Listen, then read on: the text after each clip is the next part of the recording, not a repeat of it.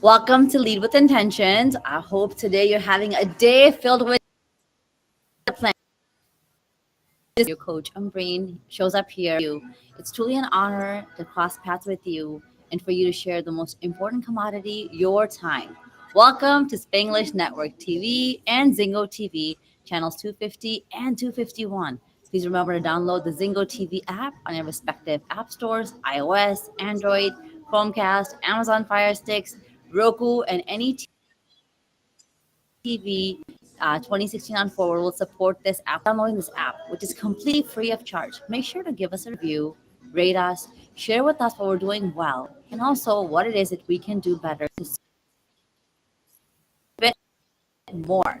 Lead with Intentions is a show that is set out us the path of discovering our best selves. My intention is to bring forth topics related to more authenticity. With that said, today's guest is no surprise for her showing up here today. Her name is Souraya Matar, and she's currently a professor, a personality professor at a university. Along with that wasn't enough, she is a parenting coach and is working with parents, couples without children, with children who want to desire a little bit more in their they really want to better themselves. Her approach to serving her clients is her strangers, actually approach to serving everybody she crosses paths with. So her clients, the students, strangers, does not vary much because she believes, with no exception, that she wants to leave everybody that she meets with an increase. We'll dive in a little bit more and find out what that increase truly is. Her passion for parenting actually stems internal instincts of being a mother. Sometimes, even as a psychologist and a therapist, we gotta raise our hands to ask for support. And she knows that creatively marrying the two, her formal trainings in clinical psychology, therapy into one, is now the new normal when it comes to the coaching industry and the era. She is super excited to be here, but more than that, I am so pumped to have her here on this dialogue. Thank you. Thank you for a great introduction. And I am so happy to be here and call you a friend, truly. In that deep. But yes, Soraya and I have met a few years ago. And since then, our journey has beautifully evolved into one now where my met friends, and I am honored to have you on board here with us. Thank you. I really All right, appreciate it. Same, same, let's same. dive in. I know, let's dive in. Let's keep this stuff about you because I know there's so can really create when you're on this call with us. And for every single person here listening, and viewing this show, I really encourage you to take some notes to write down what resonates. You're more than welcome to chat with us using that app as well. I'm going to start off and ask you, Surya, tell us something about yourself. Who are you? All right. So the first thing, that comes to mind when you ask this question to someone, they jump into sharing their identity. So that comes up. My identity is being a mom, a working mom, a professor, just like what you stated. It's all the identity stuff, the things that we accomplish.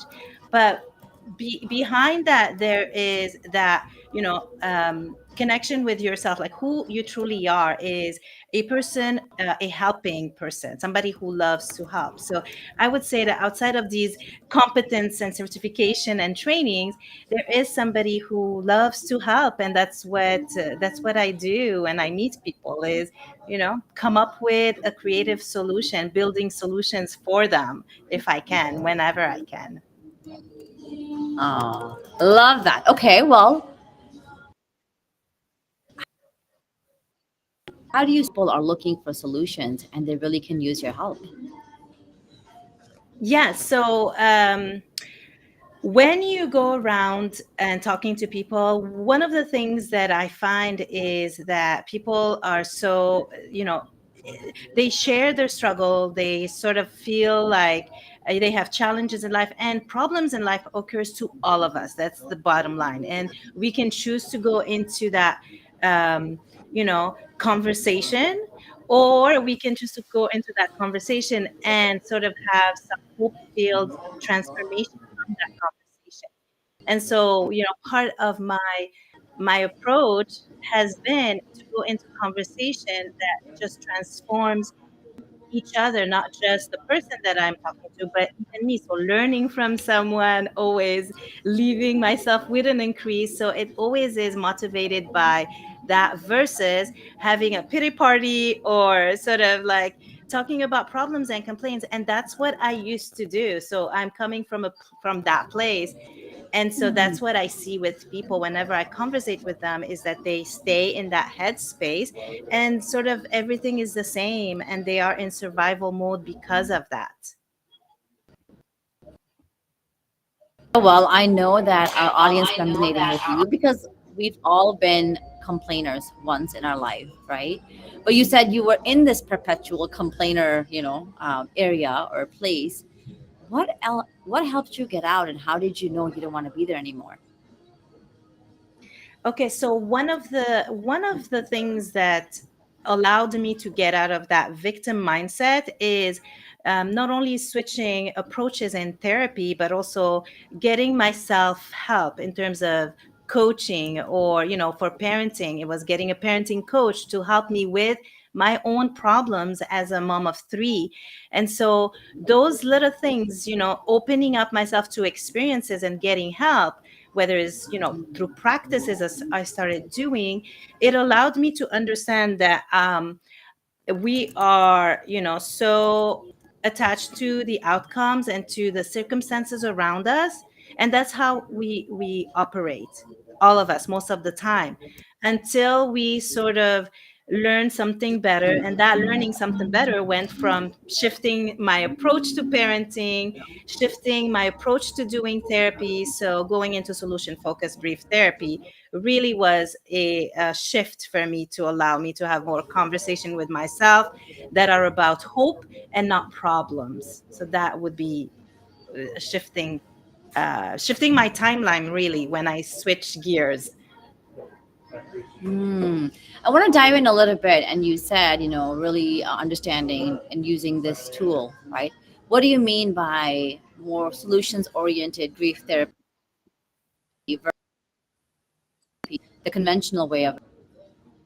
Yeah, so traditional. So I've been a psychotherapist for over 8 years, going on nine, and I've been a professor in psychology for 10 years now, last month, which is amazing.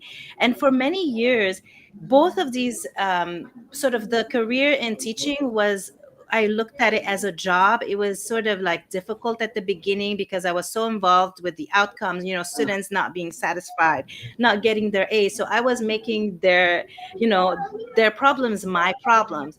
And similarly to therapy, when you're in this industry and you're in service, you really and you do conventional therapy, you get to a place where you get burnt out because you are sort of helping so many people with problems. And the conversation is about that, is how to heal, how to get people better. And that, it was fine then. It was a great way of helping people through conventional ways of therapy. But when I switched to solution focused brief therapy, it became sort of like a game, meaning that the conversation were more positive. It was about change. It was not about problems. So this orientation altogether allowed for more success in therapy because the language that is being used in therapy itself is building on solutions versus coming, and even therapy, clients coming in to talk about problems. The clients themselves sometimes come to therapy just to complain over and over. And that is just long-standing, is draining for both the therapist and the client, because it leaves them in the same loophole. So that's what I would say. The conversation has changed, the Mm. language has changed, and that is, why I am so passionate about this approach to therapy called solution focused brief therapy, which I can talk a million hours about. I love it. I can hear it in your voice, and I can hear the passion that comes through. I think it's beautiful to understand that you kept doing something in a specific way, and you realize that now you're capping, and now you're like, I don't know what more to do, but I'm getting burned out and drained. Now, for somebody who's listening right now and they're feeling right, like they're wearing many different hats, or maybe they're in an environment where there's a lot of partners, or maybe they're not appreciated at their work, kind of navigate the situation to really uplift themselves and come out with an increase, like you said. Yes, so the first thing is to, always say the cliche, you are not alone. And sometimes, the best of us gets back to that Wi-Fi setting. I call it Wi-Fi setting because it's how we operate. It's automatic, it's on autopilot. So getting out of that Wi-Fi setting is a matter of a decision. It's sitting with yourself and deciding, how do you want to be? How do you want to feel? And knowing that you are in charge. You are not your circumstances. You are not your kids' problems. You are not the society and economy failing. No, you are not all of those things. And the one thing that I remind myself that you should too is that you are the essential. You are not the incidental, meaning that you can take charge and you can move your emotions. If they are in low, you can move them to a higher vibration. Because, from, like a psychology training and personality psychologist, psychology professor, I know that from so many areas of that, um, you have the power to make changes to your personality by understanding it first. So it takes time to observe yourself first and make a decision to change how you want to feel. It starts with observing yourself. And For sometimes those of people you who are are having here, a and hard time with that. Yeah, exactly, staying I true to your 100% feelings. agree. Yeah, yeah, people don't want to feel all their feelings. And it's Mm-hmm. about experiencing all of it. It's experiencing the negative feelings, because the negative feelings are telling you something, but we tend to want to reject them, put them away, put them under the rug, and so that doesn't help. So that's why I say that, coaches have coaches who have coaches who have coaches, and therapists have therapists, and coaches and therapists. So it's not, even as a therapist, I strongly suggest, even, getting yourself either support, assistance, whatever struggle you have. And you could also do it yourself. You could do it yourself from home by knowing that you have the agency and the autonomy to make changes, no matter the circumstances you're in. Well, I 100% agree with you, and I think the audience members who are here listening can already see why we're friends. Because it is true, we are just one decision away from reaching where we want to go, as long as we stop the pity party. And a beautiful way that I have now morphed it is like, a pity party is just like any party, it's just a day long party. The day comes to an end, the pity must be over. You got to rise and shine above that. And I want to dive in and I understand a little bit, about, and I think maybe it goes hand in hand. What does it mean for you to live an intentional life, or to lead with intention, Saraya? Yeah, so intentional living for me is taking accountability and responsibility. That's, at the most important thing is, you are not, you are here to live a great life. This is for you to choose to go for. So but it doesn't come, it doesn't necessarily come to you. You have to reach for it. You have to reach for it. You have to wake up with that Mm. intention, and take accountability that that's your desire, and it's a worthy desire, versus let things happen to you. So you can change your trajectory, your timeline, and everything that you want to do and whatever you want to desire by just, deciding again to take accountability for the things you want. And sometimes we don't. We just, we don't want to choose Mm, a favorite meal or a favorite car or a favorite outfit, or we don't take the time to pause to understand what we want. So leading with intention is, for me, how it comes about. Personally, it's choosing how I want to parent, choosing how gentle I want to be with my conversation or with myself. So it's all in the small things. Again, moments of decisions in the small things, choosing what you love, choosing what you prefer versus just letting it happen, if that makes sense. mm. 100%. It's all about choices. We have plenty, limitless, I believe. And it's for us to kind of focus. I really heard this beautiful little framework, which is like, I'm calling it BFF. That's not what it's called, but for me to remember it, is basically breathe, focus, and feel. And that is exactly what we're talking about, is when we're able to understand there are choices, but when I pause, I can understand that what do I want, like what do I desire, comes into fruition, and then you're feeling your way into actually executing that and getting that to be a little bit closer to attainment. I want to go back to a point that you had made earlier. Is you said every time I meet somebody or when I cross paths with someone, and the reason why I changed and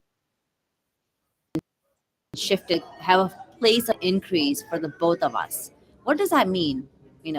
Feel increase. Yeah, feel an increase is, well, first surrendering to the fact that we are never all experts in anything. No, you are not an expert in anything except yourself, right? And learning takes time. It never ends. So you're growing, you're learning from other people, you're learning from yourself every day. You're learning from your mistakes, you're learning from your wins, your challenges, everything. So when it comes down to just interacting with others in this type of like service, I learn from my clients all the time. I've learned, so many professions that I've never heard of, like death doulas.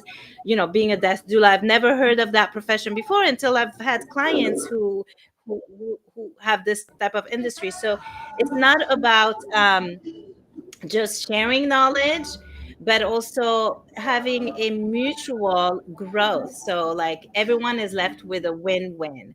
And so, when you are in that place of like, surrendering to learning and learning from others, you're able to make more impact in people because you're more relatable.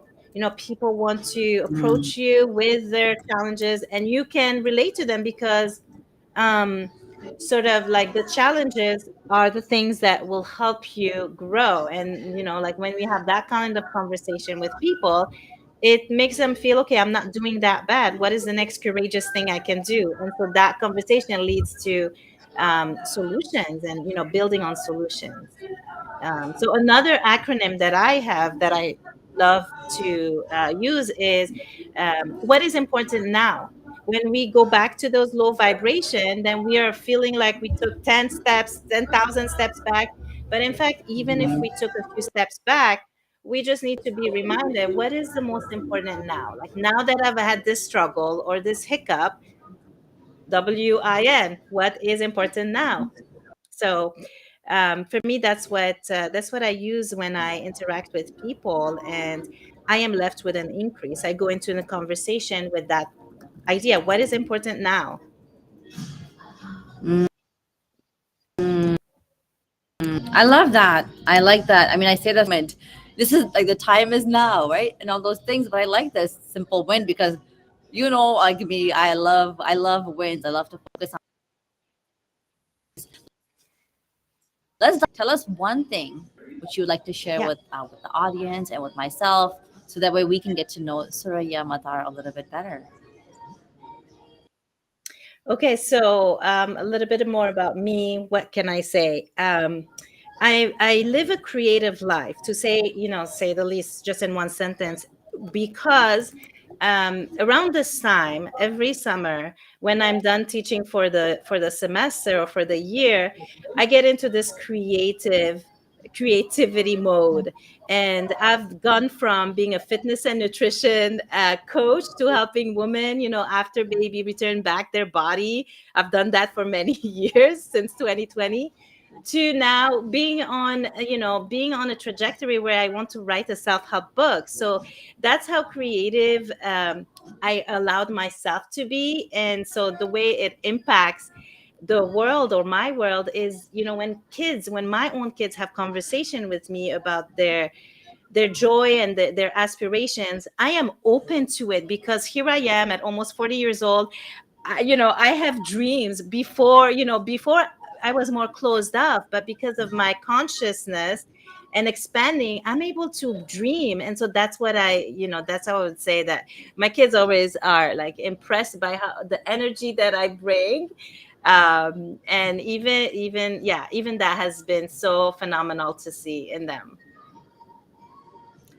Now, yeah, so let's dive in there. I love how you ended. How Yeah. have you seen that? Because I believe, and for the audience members that are listening here, everybody knows, like, I am all about family and all about the fact that we're impacting the given moment. So why not do it more mindfully? So you're talking about living more creatively with yourself and being open and accepting and receiving to all of the goodness that life brings. How have you seen that mindset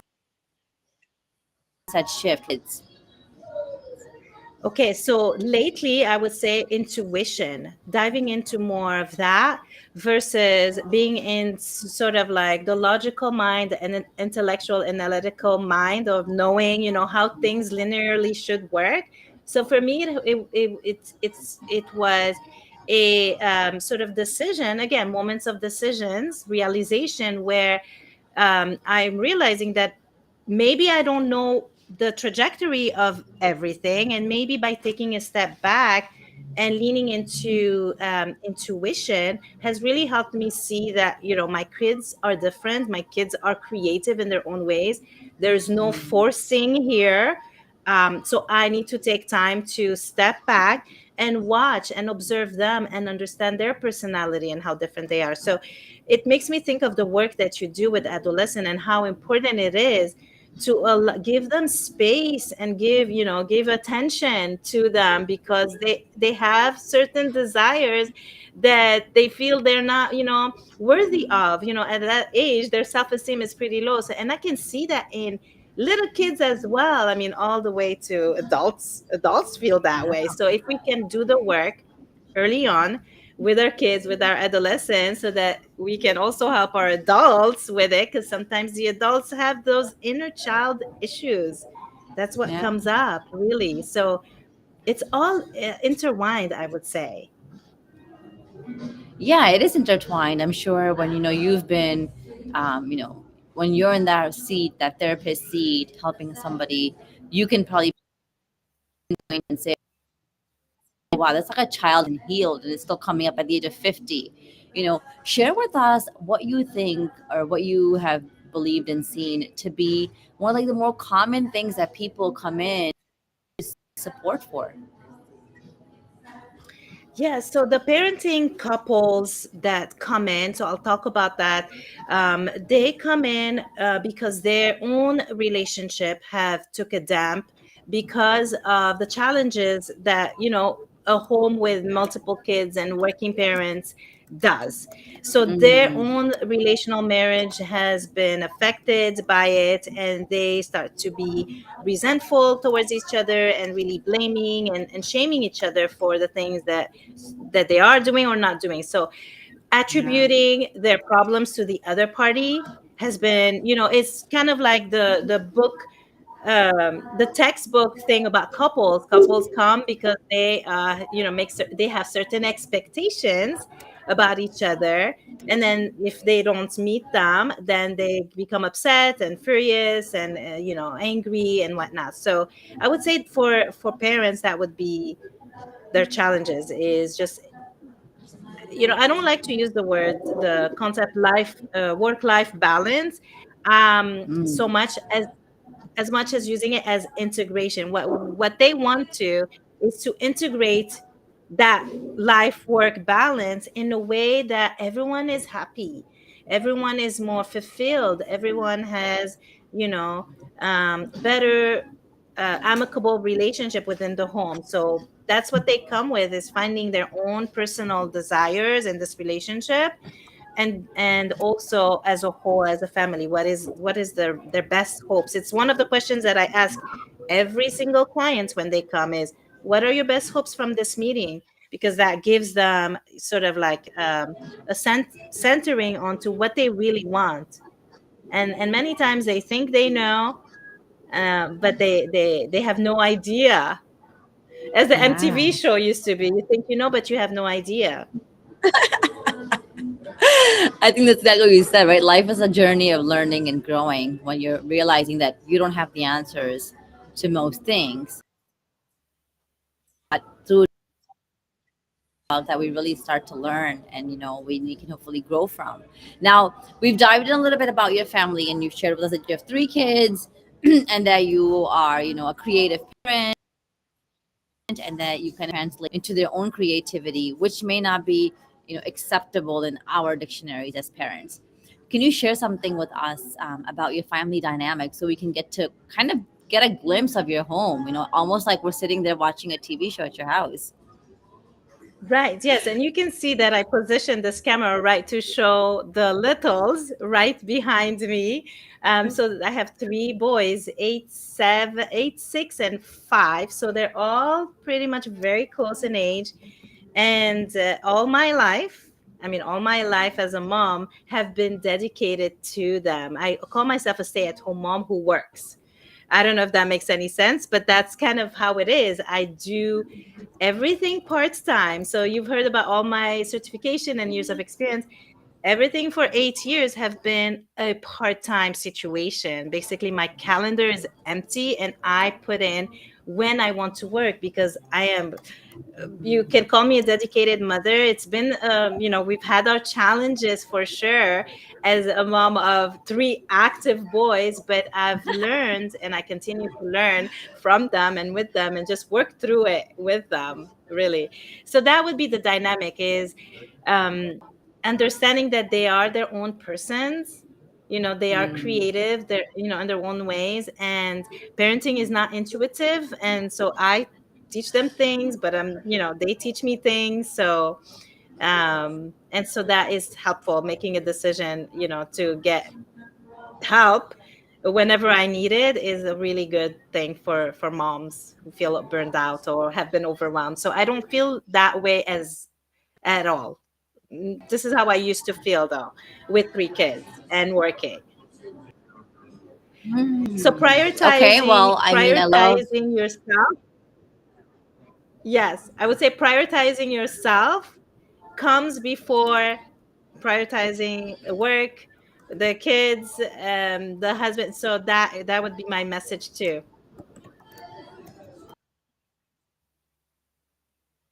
Actually was going to dive in a little bit and say, well, for a work who's working and not only a professor but also a fitness coach and also has done like other things, um, for the people who are like, well, you yeah, I get support and I get help, and I in my own life that asking for help is one of the most courageous things that we as humans can do. So how would you help viewers here who are listening and watching? How would you help them to give them a little bit more courage to say, give yourself permission to do that because that unlocks so much goodness for our own selves, as humans, not even as a mom or a dad or Yes, so that's a big challenge for many people, is being, in that zone of, okay, I only can ask for help when I need it too, or not to just sit down and relax, right? We have different priority, or we prioritize different things with that. Um, mm, so for me, I'm in the healthcare industry. I provide healthcare, but it really started with noticing that I need to provide healthcare to myself in order to be, my best version for others. So for those people who are in that place, I would say, how are you, providing healthcare to yourself foremost? And that, by asking this question, and again, taking courageous action to sit with yourself and understand that you are important, you are enough. You don't need to be achieving these things in order to feel worthy of relaxation, or worthy of indulging into something, or even doing nothing is absolutely gracious. So surrendering to this, like, doing mode versus just being with yourself, going out on play dates with your inner child is an example of it. As adults, we don't play as much. And so that's what I was Mm, telling my kid the other day, like, what is mama doing? She's gonna go play. And we were just painting, and I got my own painting gears, because I decided to play in that moment. And so I think, as adults, we don't play. We just want to do. yeah, and kind of reminds me of I like imagination activity has to be unleashed for life to feel more fulfilled and for us to really tap into who we're meant to be. I love how you keep coming back to this point of prioritizing Yeah. the best to others. But as a society, I would say we're taught to do the complete opposite.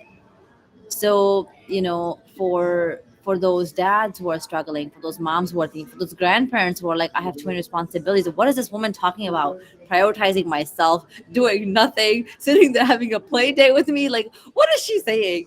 How do you help them to show the different sides of what is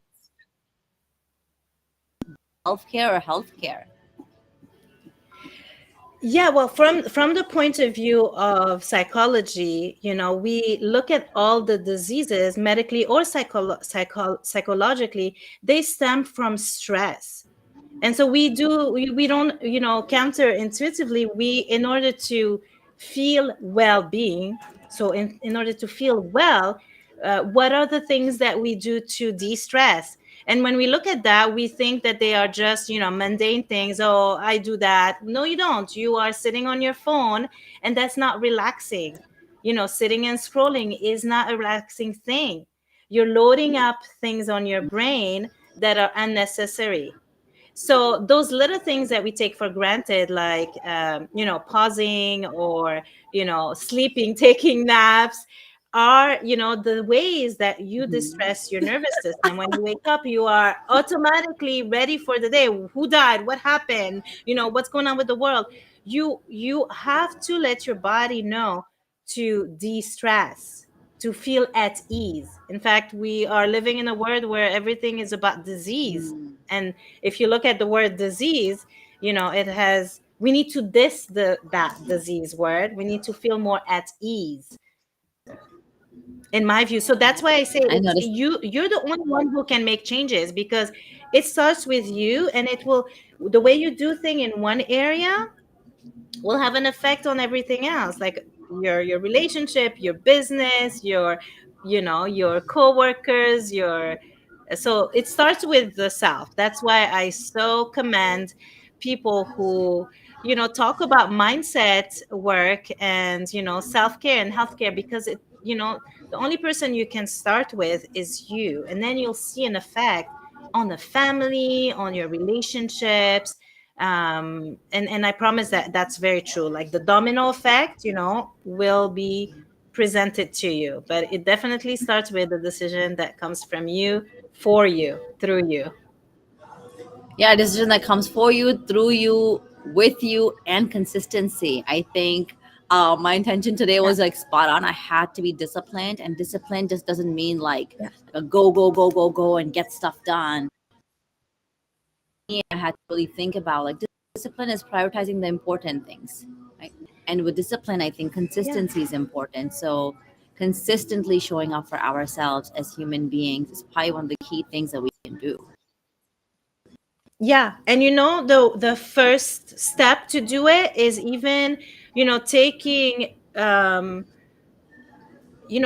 taking things that are consequential, sort of like deciding, making choices that we want, instead of feeling like, oh, we have to do this task, or we have to go to work, or we have to talk to this person. With that, while you do the things that are important and necessary, you have to sort of also get to a place where your mindset is aligns with things that you are already doing that are good for you and that you desire. I get to sort of switching your language to I get to have my favorite coffee today, or I get to pause here and actually enjoy myself. I get to. So if you start talking like this, then these other things, the task and the priorities, will not feel as stressful. You will go and flow into it with ease. As long as your mindset is right and you give yourself sort of the opportunity to understand that you get to do things. So tapping into gratitude also, and choices, desires that you get to do. Yeah, Yeah, I think open. life has so many blessings that are really pause to see that as something grateful for. And I think in the world that we live in, especially the Western world, we have so many things that people would consider luxuries. Like what comes to mind right now, I don't know why it does. Did is I used to work with Somali Bantus who were refugees and they came into the U.S. And these little humans, these little kids, they don't know what a doorknob is in a tent or in a hut. And so we are so privileged and so honored to live the life that live, which is filled with so much abundance. Challenges keep coming at different levels and different paces depending on where you're at with life. Yeah. With that said, whatever good you pay attention to gets bigger. So even with your example of the kids who didn't know what a doorknob is, well, we know what a doorknob is. We're privileged to know what that is. We're privileged to have water. When we open the sink, we have hot water if we want to. But the part that we're not doing is understanding that, okay, we are abundant for this water.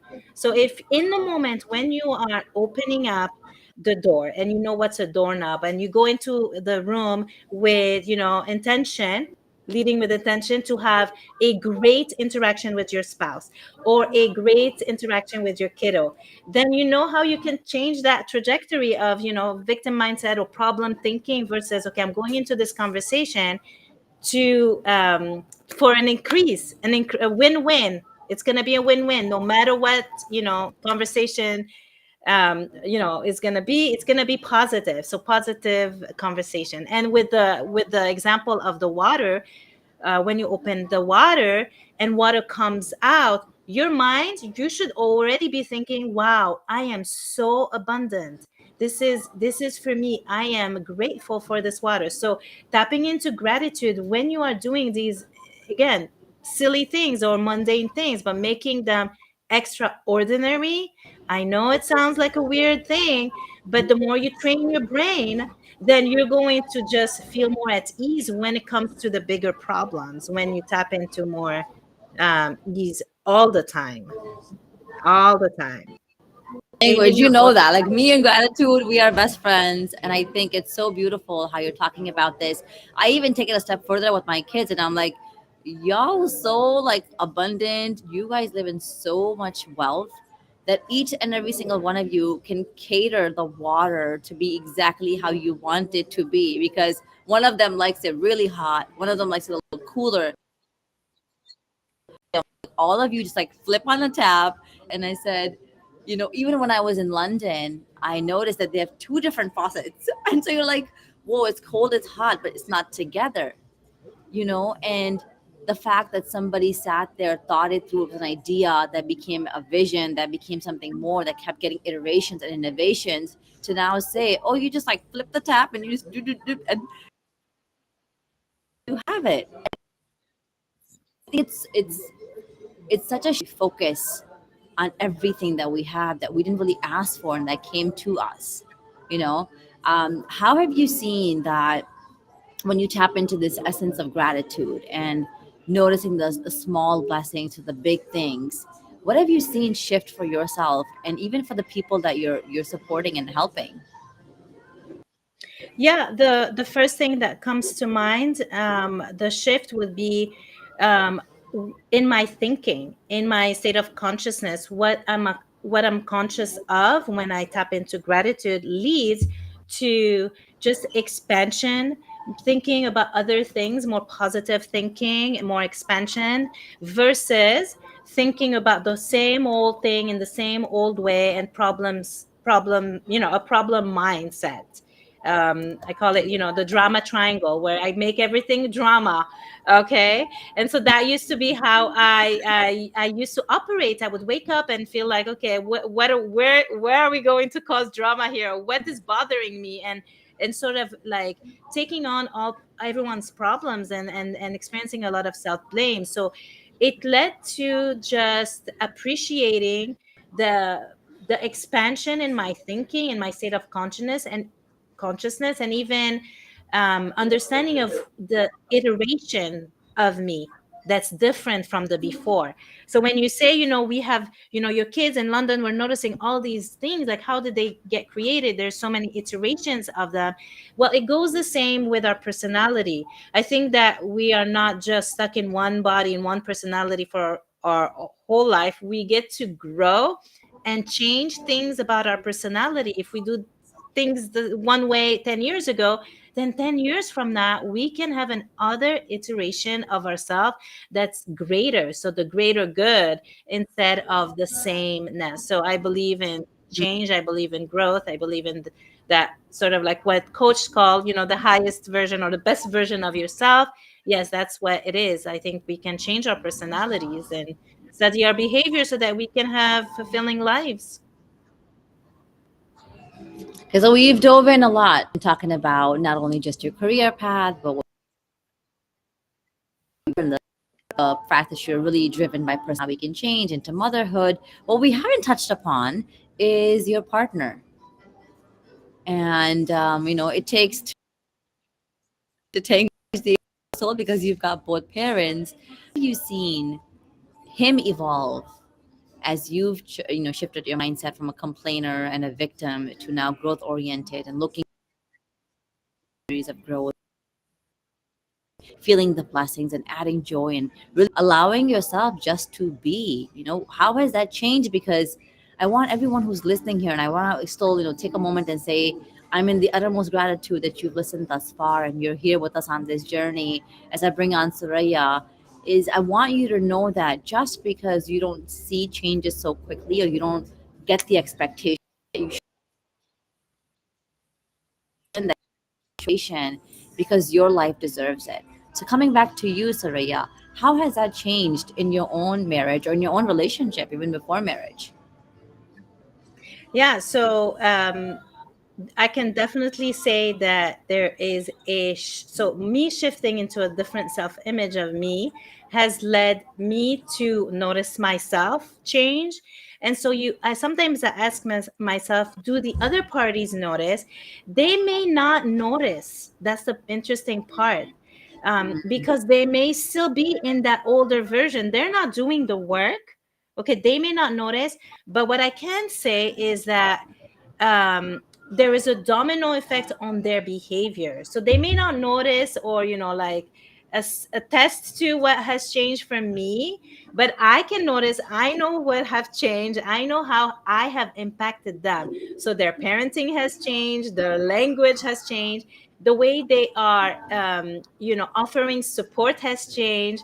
So I see their change. They may not see my change. And that's sometimes because, I do the work as much as I can, and then they are kind of receiving the end of it, which I'm pretty sure they are pleased, because they who wants a mom who's always complaining or feeling burnt down and stressed. So I would say that they, sort of like a something in disguise, like there's something there but it's in disguise. When you talk about it, you notice it. And so that those are the conversations we've had afterwards.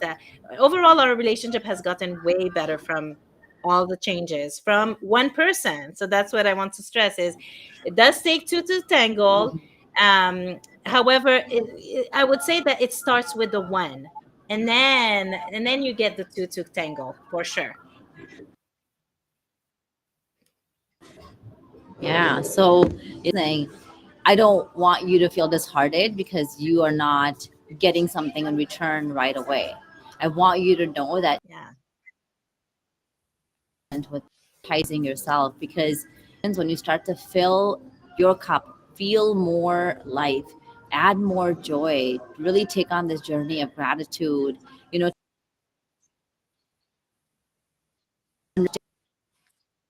from somewhere. It's called coming to you for a reason.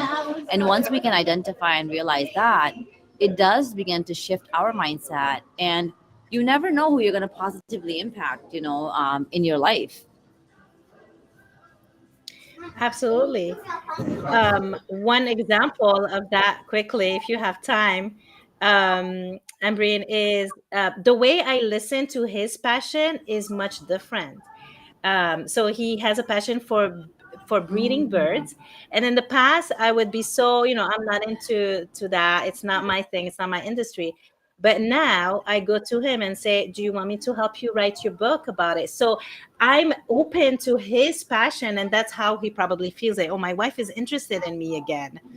So that's an example of, yeah, again, leading with intention and how it impacts, your spouse, your people, your coworkers, your boss, your kids. So yes, you are one decision Yeah, away it's for all that. around So us everywhere. it starts with you. Okay, Hmm. well, I do want to ask, how do people get in touch with you, Soraya, and your goodness, and really tap into you, give you comments and compliments about this conversation, and really just hear more about it and help them? Yes. So okay, so I have a website with, it's just my name, surayamatar.com. You can always find information there on how to reach me directly for services, whether it's coaching or psychotherapy, really. And, my social media platforms, I'm on LinkedIn, again, Souraya Matar, and my IG handle is Balut Fit Maman. It's French, so I probably will send that in the transcript. But yes, I am on social media as well as, working in person, physically in academia and therapy. So I enjoyed this era where we could do both. Look at us on a Zoom or on a We can, call here. Yeah. So I'm pretty creative in we the can do ways it that all. I All like right. So wonderful. Okay, sorry for cutting you off there. My Wi-Fi is a little. Apologies for everyone who's listening. Either I'm coming delayed, it'll be much better. I want to ask you. We have this thing called the intentional wrap on this show, and these are just rapid fire questions that I ask, and the intention is to get a response in a word or in a sentence tops. So whatever comes to mind, you go just flow with it. You ready? I am ready All right. as can be. What what do you want to leave behind for the world? So, A self-help book. okay. How will you know you've led an intentional life? In the way that I am being to myself every day. Mm. If you could create one law, what would it be? That If you could create one law, yeah. What would that law um, be? mm, that's a good question. A law that says that it's okay to desire things and not to just fear things, but to have faith over fear, and you can have both. You can have the health, and you can have the goodness. So something along those lines that you can have it all, have it all. We love that. Have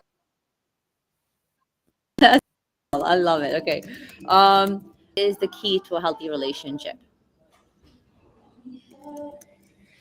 Okay, so what comes up with that?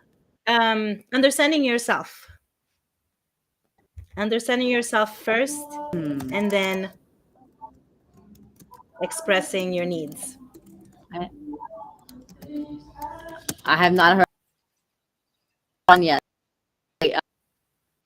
made you who you are today? Forgiveness, forgiving, self-forgiveness. I love it. That's been my journey this whole That's the month. beauty of my dream is, all of us to surrendering to, forgiving ourselves and having a different truth, a better truth. And so you move on from, you know, problems thinking to building solutions when you give yourself self-forgiveness. Love it. All right. What's one change that you want to see in the world? I think children knowing about psychology early on, all the way to adulthood. So just even, the work on self-development and mindset starting earlier than later. I love it. Okay, well, that will wrap us up for today. I think it's really important for me to say thank you so very much, Soraya, for coming. This conversation has definitely served me, and I else that's been here too. And as the show comes to an end, I want you to know that this show can be heard on English Radio Network. Please check out spanglish.ca programmings. As we close today, my prayer is that this show will on embark us on a journey of transformation where we are in a path of gratitude. We accept, commit to values and dreams which allow us to tap into our own greatness. As I have tawakkal, which means faith in us. When we authenticity, we start to live intentionally. Remember, one life designed by excellence. Spanglish World, watch it, hear it, read it, download it. Most importantly, live into it with intentions to better serve you. Thank you so very much. Thank you.